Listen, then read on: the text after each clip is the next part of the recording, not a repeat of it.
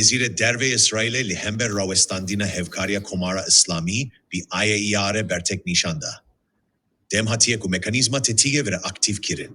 Piştî daxuyaniya fermî ya Mesûd Pezzekianê serokkomarê rijîma Îranê ji bo bicîhanîna, Qanûna ku Hikûmetê Mecbûr Dike, ku hevkariya bi Ajansa Navneteweyî ya Enerjiya Atomî Rawestîne.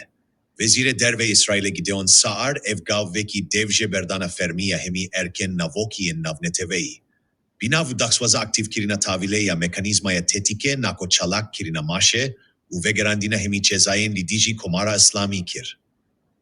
Ew peşketin dikarerê li ber konaşek nû û biryardar di rûbîrûbûna cîhanî ya bi rijîma terorîst a Komara Îslamî re veke.